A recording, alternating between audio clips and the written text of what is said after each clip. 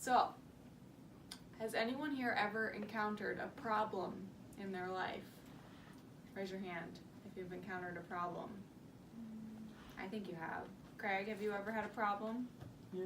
Yeah. For example, I'll share a problem and then maybe we can go around and share some problems of our own. The other day I told you guys I went on an airplane, and I don't know if you guys have been to the airport recently, but you're not. You have? Mm-hmm. Where'd you go? To Disney. To Disney? So you can't have a luggage that's over 50 pounds. And someone in my family, namely my sister, overpacked. So when we got to the check-in, she was at 53 pounds and I was at 45 pounds. And the attendant said, you know, this is too heavy. You can't take it at the weight that it is. So in the moment we had a problem and we had to brainstorm and say, okay, we have to get on this plane one way or another. So we had to think of a solution. So what we did was we unpacked some of her stuff because I had less weight. We took some of the stuff from her suitcase, put it in mine, and then we were both at around 50 pounds or under 50 pounds. And so we came up with a solution together, we discussed it, and the solution solved the problem.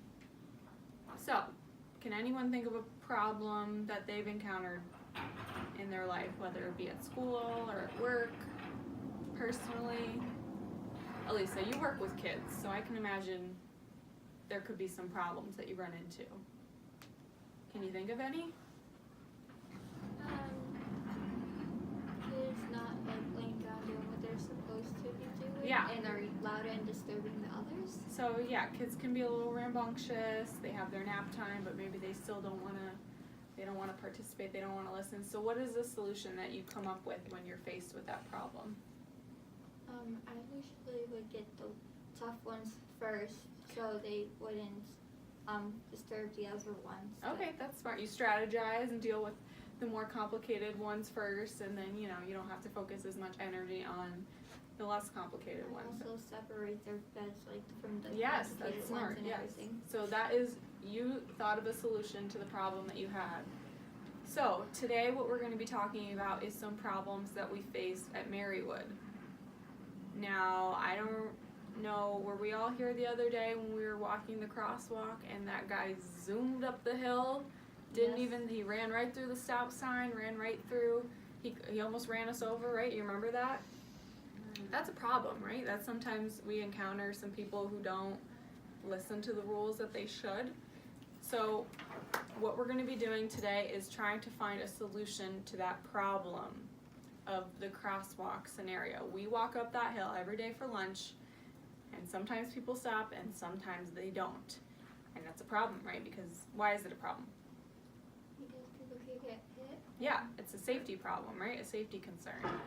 So, since we're missing, I was gonna do two groups, but since we're missing some people, I think we'll just do one big group. So, can I have Craig, can you move to the seat across from Nikki, and then Lauren, can you just pull your chair over? And I want you guys to take a couple minutes and try to think of a solution to this problem that we have with the crosswalk. Take a couple minutes to discuss, and then we'll reconvene and talk about it. I'll be on my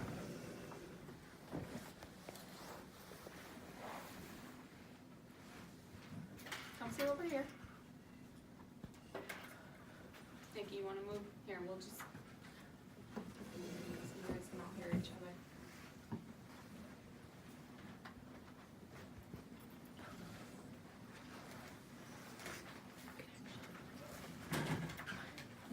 Sign with a bike on it to let everyone know about bike riding, like for summer and spring. And I'm saying like how the construction PennDOT people put on the signs when there's road work and to like slow down and everything. Put that up there as well. In like the middle of the two lanes, so this way they both see it but no one hit it. Hopefully. Right. It's not in the way of any driver, so And people have to learn to be careful. yeah, we're not gonna change people though, sadly.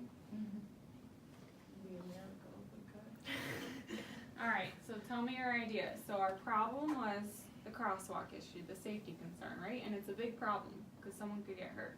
So what was your solution that you came up with?